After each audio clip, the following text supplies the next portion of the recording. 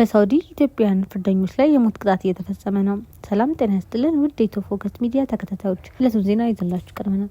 ቻናላችንን ላይክ፣ ሼር፣ ሰብስክራይብ በማድረግ ቤተሰብ ይሁኑ። ወደ ዝርዝር ዜናችን እናልፋለን። በርካታ ኢትዮጵያውያን ስደተኞች የሚገኙባት ሳውዲ አረቢያ ከጥር እስከ ሰኔ ባሉ 6 ወራት ውስጥ 7 ኢትዮጵያውያንን በሞት መቅጣቷን ዓለም አቀፉ የሰብአዊ መብት ተሟጋች አምነስቲ ኢንተርናሽናል ከ3 ሳምንት በፊት ባወጣው መግለጫ አስታውቋል። ሀሚስ ሙሻይት በተባለ እስር ቤት ብቻ 63 ኢትዮጵያውያን ደግሞ የሞት ፍርድ ተላልፎባቸው እየተጠባበቁ መሆኑን አምነስቲና ሌላኛው ዓለም አቀፍ የሰብአዊ መብቶች ተቋም ሂውማን ራይትስ ዎች ገልጸዋል። ሲኤንኤን አዲስ ባወጣው የምርመራ ዘገባ በሳውዲ አረቢያ የሞት ፍርድ የተፈረደባቸው ኢትዮጵያውያን ስደተኞች አሳሳቢ ሁኔታ ውስጥ መሆናቸውን አመላክቷል። በደርዘን የሚቆጠሩ ስደተኞች ከእጽ ጋር በተያያዘ ወንጀሎች ተከሰው በከባድ ማሰቃየት፣ ፍትሐዊ ባልሆነ የፍርድ ሂደት እና የህግ ጠበቃ በሌለበት የሞት ፍርድ እንደተበየነባቸው ዘገባው አመልክቷል። ዘገባው ትኩረቱን ያደረገው በደቡብ ምዕራብ ሳውዲ አረቢያ ሀሚስ ሙሻይት እስር ቤት ውስጥ በሚገኝ አንድ ኢትዮጵያዊ የህይወት ታሪክ ላይ ነው። ማንነቱን ላለመግለጽ አማኑኤል በሚል ስም የተጠቀሰው ይህ ወጣት በሰሜን ኢትዮጵያ ተከስቶ ከነበረው ግጭት በኮቪድ-19 ወረርሽኝ ወቅት ከትግራይ ክልል በመሸሽ በየመን በኩል የተሰደደ ሲሆን በኋላም በሳውዲ አረቢያ በረኝነት ተቀጥሮ ሲሰራ ቆይቶ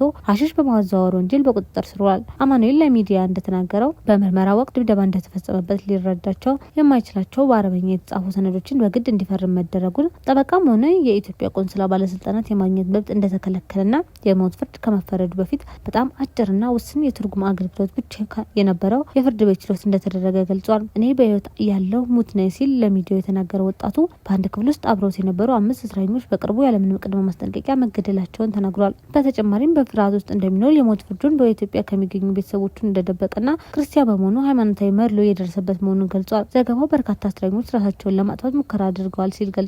የሰብአዊ መብት ድርጅቱ እንደገለጹት በሀሚስ ሙሻይት እስር ቤት ብቻ ከእጽ ጋር በተያያዙ ወንጀሎች ምክንያት የሞት ፍርድ የተፈረደባቸው የኢትዮጵያ ዜጎች ቁጥር 60 ገደማ እንደሚሆን የሚታመን ሲሆን በሌሎች ተቋማት ውስጥ በተመሳሳይ የፍርድ ውሳኔ የተያዙ ተጨማሪ ኢትዮጵያውያን ይገኛሉ። ዘገባው እንደሚያመለክተው ሳውዲ አረቢያ እንደ አውሮፓውያን አቆጣጠር በ2025 በ356 ሰዎች ላይ የሞት ፍርድ የፈጸመች ሲሆን ይህ በቅርብ ዓመታት ውስጥ ከተመዘገቡት የሞት ፍርድ ከፍተኛው ቁጥር ነው። ከእነዚህ ውስጥ 240 የሚሆኑት ከእጽ ጋር የተያያዙ ወንጀሎች የተፈረደባቸው ሲሆን አብዛኞቹ የውጭ ሀገራት ዜጎችን ያካተቱ ናቸው። እንደ አውሮፓውያን አቆጣጠር በ2026 71 ሰዎች ለህይወት አስጊ ባልሆኑ የእጽ ወንጀሎች የሞት ፍርድ የተፈጸመባቸው ሲሆን ለእነዚህ ወንጀሎች የሞት ፍርድ ከተፈጸመባቸው የውጭ ሀገራት ዜጎች መካከል ከፍተኛውን ቁጥር ኢትዮጵያ እንደሚይዙ የምርመራ ውጤት ያሳያል። ቃለ መጠይቅ የተደረገላቸው የህግ ባለሙያዎችና የመብት ተሟጋቾች እንደተናገሩት በርካታ ተከሳሾች ስርዓታዊ የሆኑ እንቅፋቶች ይገጥሟቸዋል።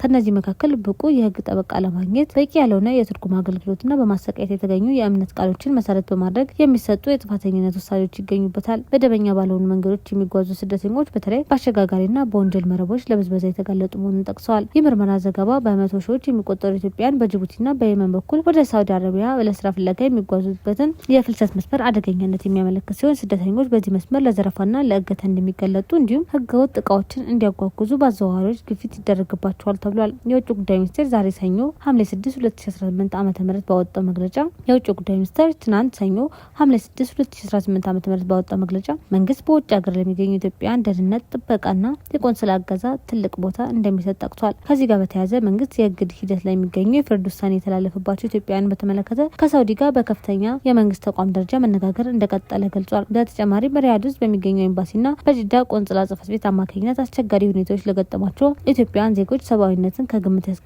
እርምጃ እንዲወስድ የሚደረገው ጥረት መቀጠሉን ገልጿል። በዲፕሎማሲያዊ ቢሮዎቹ አማካኝነት ኢትዮጵያውያኑ የቆንስላ ድጋፍ እንዲያገኙ ለማድረግና ተገቢው መፍትሄ ለማስገኘት የሚመለከታቸው የሳውዲ ባለስልጣናት ጋር መደበኛ ግንኙነትና ገንቢ ውይይት እየተካሄደ መሆኑን ጠቅሷል። ሚኒስቴር መስሪያ ቤቱ እንደሚገልጸው መንግስት ያደረጋቸው ጥረቶች ሳውዲ ውስጥ ፍርድ የተላለፈባቸው በአጠቃላይ 1971 ኢትዮጵያውያን ንጉሳዊ ምህረት እንዲያገኙ አስችለዋል። እነዚህ ኢትዮጵያውያን ወደ ሀገራቸው የመመለስ ተግባር መጀመሩን በመግለጫው አንስቷል። የውጭ ጉዳይ ሚኒስቴር ኢትዮጵያውያኑ ምህረት እንዳገኙ ከአንድ ወር በፊትም አስታውቆ ነበር። መስሪያ ቤቱን የገለጸበት ሳምንት ደግሞ የሳውዲ አረቢያ መንግስት 4 ኢትዮጵያውያን ላይ የሞት ፍርድ መፈጸሙን ገልጿል። ኢትዮጵያ ኦርቶዶክስ ተዋሕዶ ቤተክርስቲያን ቅዱስ ሲኖዶስ በግንቦት 2018 ዓ.ም ምህረት ካካሄደው ጠቅላላ ጉባኤ በኋላ ለኢትዮጵያ ባለስልጣናትና ለዓለም አቀፍ ማህበረሰብ ሰብአዊ መብትን፣ ምህረትና ፍትህን እንዲያስከብሩ ጠንካራ ጥሪ አቅርቧል። ሲኖዶሱ በውጭ ሀገራት የሚገኙ የኢትዮጵያውያንን መብትና ክብር ለመጠበቅ የተቀናጀ ጥረት እንዲደረግ አጥብቆ አሳስበዋል። በተመሳሳይ መልኩ የኢትዮጵያ ካቶሊክ ቤተክርስቲያን ጳጳሳት በግንቦት 2018 ዓ.ም ባወጡት መልእክት የሳውዲ አረቢያ መንግስት በኢትዮጵያ ስደተኞች ላይ ያስተላለፈውን የሞት ፍርድ እንዲያነሳ ጠይቀዋል። የዕለቱ ዜና ይህን ይመስል ነበር። በሰላም ዋሉ።